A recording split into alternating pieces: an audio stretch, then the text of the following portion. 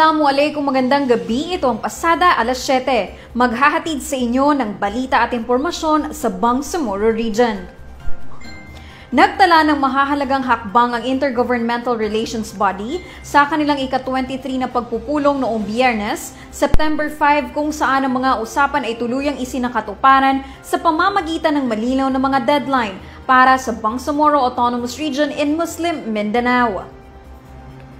Pinangunahan ni na IGRB BARM Government Chair MBHT Minister Muhager Iqbal at IGRB for Government Chair Department of Budget and Management Secretary Amena Pangandaman ang naturang pulong kung saan ilan sa mga tinalakay ang mahahalagang agenda kabilang ang usapin sa policy, kasundan sa Hajj at pagpapaunlad ng mga infrastruktura. Ipinahayag ni Iqbal ang patuloy na suporta ng pambansang pamahalaan sa BARM at binigyang diin ang kahalagahan ng kooperasyon. Samantala, iginiit naman ni Pangandaman na ang aktibasyon ng lahat ng 7 mekanismo ng IGR ay nagpatibay sa ugnayan ng National Government at BARMM. Kabilang sa mga naitalang tagumpay ang paglalathala ng IGRB Manual of Operations, pag-aproba ng guidelines para sa Official Development Assistance o ODA loans at ang makasaysayang pagpasok ng mga dating miyembro ng MILF at MNLF sa Philippine National Police. Isa sa pinakamalaking tagumpay ng pagpupulong ang pirmahan ng Memorandum of Agreement kasama ang National Commission on Muslim Filipinos. Sa kasunduang ito, magkakaroon ng direktang papel ang Bangsamoro Pilgrimage Authority sa pamamahala ng Hajj simula 2026. Tinalakay rin ang transition plan sa Sulu, kung saan nakalatag ang mahigpit na timeline para sa regularasyon ng mga empleyado. Inaatasan ng mga ahensya na magsumite ng request sa DBM para sa bagong posisyon bago matapos ang Setyembre. Habang sa Oktubre naman ay maglalabas ng guidelines ang DBM at DILG. Kasabay nito, isinulong ng technical working groups ang regularisasyon ng mga Pantawid Pamilyang Pilipino Program o 4Ps workers, pagpapabilis sa integrasyon ng mga MILF at MNLF sa PNP, at pagtutok sa malakihang proyektong pang-ekonomiya at infrastruktura. Sa ilalim ng Bangsamoro Organic Law, ang IGRB ang nagsisilbing mekanismo upang maresolba ang mga usaping may kinalaman sa relasyon ng pambansang pamahalaan at Bangsamoro Government sa pamamagitan ng regular na konsultasyon at negosasyon.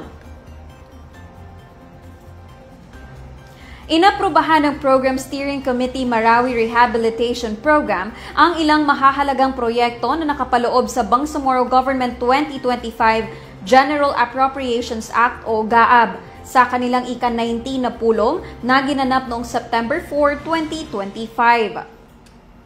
Pinangunahan ang pagpupulong ni na MRP Program Manager Said Sheikh at BARM Deputy Chief Minister at PSC Chairperson Alim Ali Sulaiman na layuning higit pang mapabuti ang kalagayan ng mga internally displaced persons sa lungsod, partikular ang mga nasa temporary at permanent shelters. Kabilang sa mga inaprubahang proyekto ang pagtatayo ng 50 na bagong unit ng pabahay sa loob ng lungsod, paglalagay ng karagdagang solar streetlights, pamamahagi ng mga 18,000 litro na tangke para sa imbakan ng tubig, paglalaan ng mga sasakyang pangtransportasyon, pagpapatuloy ng mga serbisyong pangkalusugan, at pamimigay ng mga materyales sa konstruksyon sa mga kwalipikadong benepisyaryo. Samantala, nanawagan si MP at MRP Program Manager Sheikh sa komite na bilisan ang pagpapatupad ng mga umiiral at bagong proyekto upang mas epektibong matulungan ang mga IDP sa muling pagbangon ng kanilang mga buhay. Bago pagtibayin ang listahan ng mga proyekto, nagsagawa ang PSC ng mga pampublikong konsultasyon kasama ang mga IDP at implementing partners upang makuha ang kanilang mungkahi at puna hinggil sa pagpapabuti ng programa. Batay sa datos hanggang July 2025, nakapagtala na ang MRP ng mahigit 60 na proyekto at serbisyong naisakatuparan at mula nang itatag ito noong 2020. Nakatulong na ito sa halos 40,000 na IDP mula sa 24 barangay sa Most Affected Area o MAA at 6 na barangay naman sa Least Affected Area or LAA. Ang MRP, na ngayon ay nasa ika-5 taon na, ay isang espesyal na programa ng Office of the Chief Minister na nagsisilbing katuwang ng pambansang pamahalaan sa patuloy na rehabilitasyon ng Marawi. Tumanggap ng emergency go bags ang kabuang 168 community responders at 2 Coast Guard trainers mula sa Ministry of Social Services and Development sa isinagawang Maritime Responders Basic Training ng lokal na pamahalaan ng Indanan, Sulu. Layunin ng training at pamamahagi ng emergency go bags na palakasin ang kahandaan ng mga community responders at volunteers sa pagtugon sa sakuna at iba pang emergency situations. Ang distribusyon ng emergency go bags ay iniimplementa sa ilalim ng Disaster Response and Management Division ng MSSD at nakapaloob sa Ligtas Pamilya Project na naglalayong palawakin ang kaalaman, kapasidad at kahandaan ng mga local responders at mga pamilya para sa isang ligtas at matatag na komunidad. Sa mandato nitong matiyak ang buo at epektibong pakikilahok ng lahat ng mga sektor sa planning, programming, koordinasyon at implementasyon ng mga scientifical at technological na pananaliksik, mas pinalalawak pa ng Ministry of Science and Technology ang mga programang nakatuon sa science, technology at disaster preparedness sa lalawigan ng Basilan.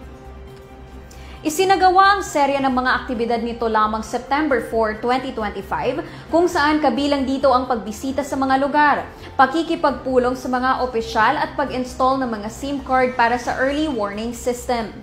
Sa kasalukuyan, matagumpay nang na-install ang 11 unit na EWS sa lahat ng 11 na munisipalidad ng Basilan bilang bahagi ng layunin ng ministeryo na paigtingin ang kahandaan ng mga komunidad sa harap ng mga posibleng kalamidad.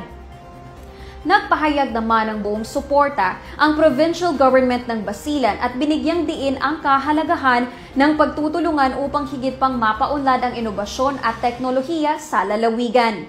Ang patuloy na pagbibigay serbisyo ng MOST ay alinsunod sa mensahe ng Chief Minister noong Chief Minister Hour na determinado ang BARM na tiyakin na hindi masasayang ang teknolohiya, kundi ito'y magiging mahalagang kasangkapan sa pag-unlad at katatagan ng rehiyon.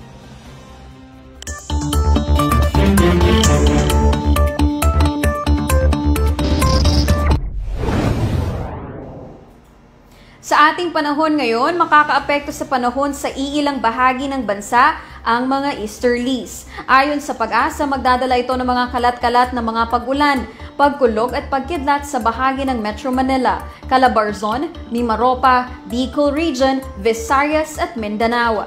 Kaya pinag-iingat pa rin ang mga nasa low-lying areas sa posibleng maidulot na pagbaha at landslide naman sa mga nakatira malapit sa bundok. Manatiling nakaantabay sa mga paalala ng Pag-asa at BARM Ready sa ating panahon ngayon. Sundan ang Facebook pages ng BARM Ready at BARM Ready Weather Updates. Makikita rin ang mga hotline numbers ng BARM Ready sa inyong screens. At yan ang mga balitang tampok sa pasada, alas 7. Para lagi pong updated sa mga kaganapan at impormasyon sa BARMM, i-like, i-follow at i-share ang official social media accounts ng Bangsamoro Government na makikita sa inyong mga screens. Mapapanood nyo rin ang episode na ito ng pasada alas 7 sa YouTube page ng Bangsamoro Government. Bisitahin din ang bangsamoro.gov.ph. Ako po si Yana Sanday ng Bangsamoro Information Office, naghahatid balita sa ngalan ng serbisyo publiko at moral governance. Maraming salamat po at pagpalain ang Bangsamoro.